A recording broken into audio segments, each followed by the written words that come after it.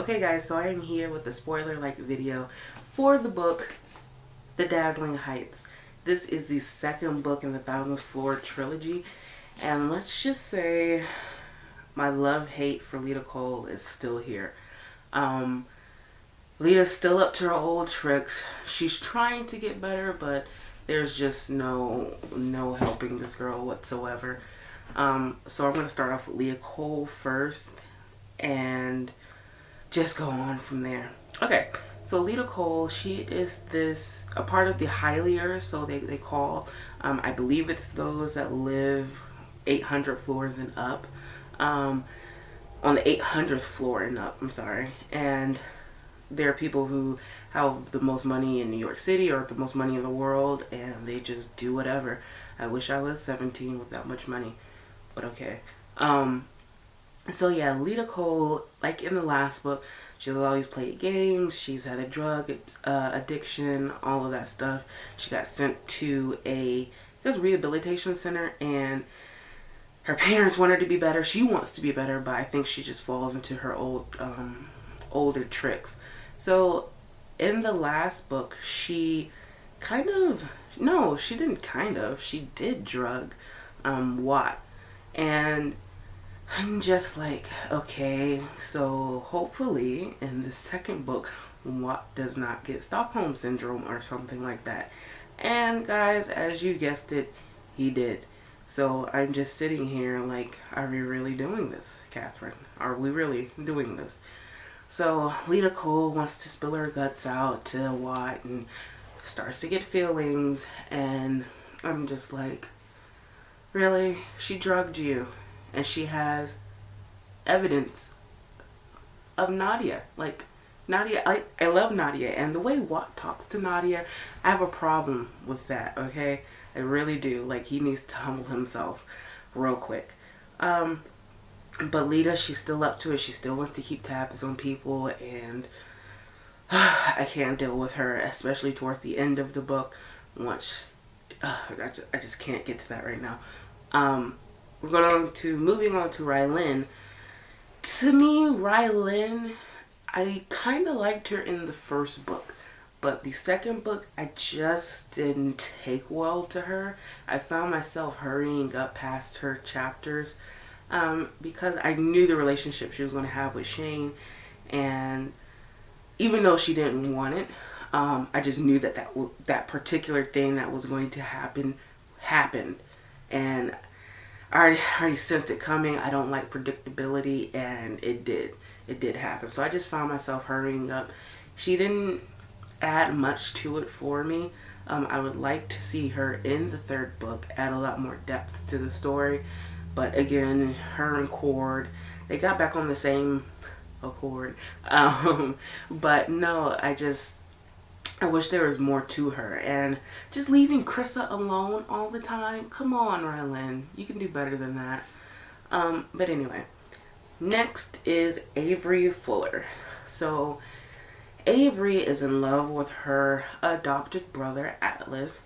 And they finally try to, make it out together, and just try to go someplace where they're not known, but they end up getting seen by one of their former classmates, and it's not gonna work. You guys live in the same house, it's just not gonna work.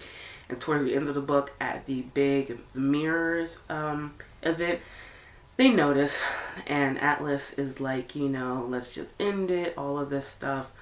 And Avery, she's still so self-absorbed. She doesn't understand anything that's going around her, just what's happening here. And if there is something she's noticing that goes on around her, she thinks it pertains to her, like Watt, messing with Lita. And it's just like, Avery, not everything has to come from you. Like, not everything is about you, honey. Like, it's okay. So she's still self-absorbed. I love Avery. I think she's a little mixed up because she's designed physically to be this perfect person, and everybody thinks that, but there's a lot of things that are going on inside of her mind that she just wants to let out, but I feel like she can't. So I empathize with her on that. So introducing this new person is Calliope Brown and her mom, and in the past, they were Lowellers who lived in London, I believe, and her mother was kind of like a maid for this richer person and her daughter. And Calliope was about, I think, 6 or something at the time, and she was trying on the daughter's dresses and whatnot, and they got caught, and the, I guess, highlier woman slapped the mess out of her. And as a mother, I'd be like, no, I'd have to fight somebody for slapping my kid. But the mom, Elise, stole some things for her. They left London and started this life of the nomadic way, and just were conning people left and right to live. But for me, if I was conning people left and right, I wouldn't be trying to live this higher life. I'd just be trying to get by, take a few trips here and there, just keep moving, but not trying to buy, like, in their world, severing bags and here and there. Like, that's too much. But if that's the way they wanted to do it, that's how they were going to do it. So she comes to New York. She comes to the towers. The first person she sees is Avery. Avery treats her to a facial because Calliope wants to play like she doesn't have any money. So that's how she gets away with it and gets invited to the ball for the Mirrors Project and everything else. And that's how she meets Atlas. Well, she met Atlas in Africa, but she met him again, obviously, at the ball for the announcement of the Mirrors Project. And so, I don't morally agree with what they're doing as far as being con artists, but to me, if I put myself in Calliope's shoes, it doesn't matter because I'm doing what I love to do, and once we get to the relationship part of it all, she wants Atlas for his money, but we all know she starts to catch feelings. Who wouldn't? And it's just one of those things where how is she supposed to know that Avery, who is the sister for Atlas, wants him? Like, who knows that? Like, so I can't honestly be mad at Calliope for wanting Atlas, because who else would know besides Lita and everybody else who was on the roof that night? So, other than that, Calliope Brown, she's okay in my books. Yeah, she's just okay. Next would be Watt. Watt, to me, he's responsible. He's a responsible person, but I feel like he isn't genuine most of the time. If we're gonna talk on the basis of genuineness, I would think about Nadia and also Cynthia. Nadia, for the fact that Watt just talks to her any kind of way, and like, dude, she's implanted in your brain. She's a supercomputer. She can disclose all of your information. I feel like Nadia is the type of person to, like, or the type of computer to, if you do wrong to her, even though she doesn't have emotion, which we all know she does, she's going to spill everything. She will self-destroy herself just to see you go down. Like, I think that's the kind of computer she is. Other than that, the way he talks to Cynthia once he's going and leaving with Lita to the ball, or to the, I guess, grand opening of the Mirrors, it was just like, bro, she's been your friend for forever. Like, I know she kissed you out of the blue, which, consent, but whatever.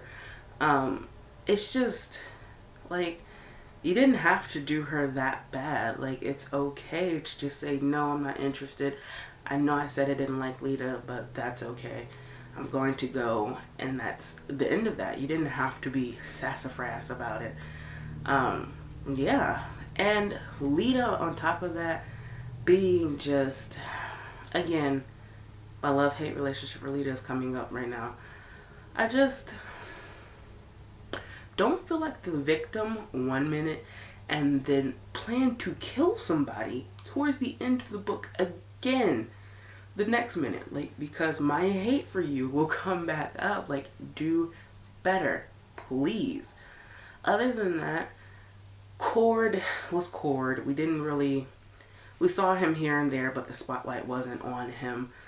His relationship again with Rylan was supposed to be I guess, start to become friendlier and try to get back into it. But we saw Avery kiss Cord towards the ending of the book.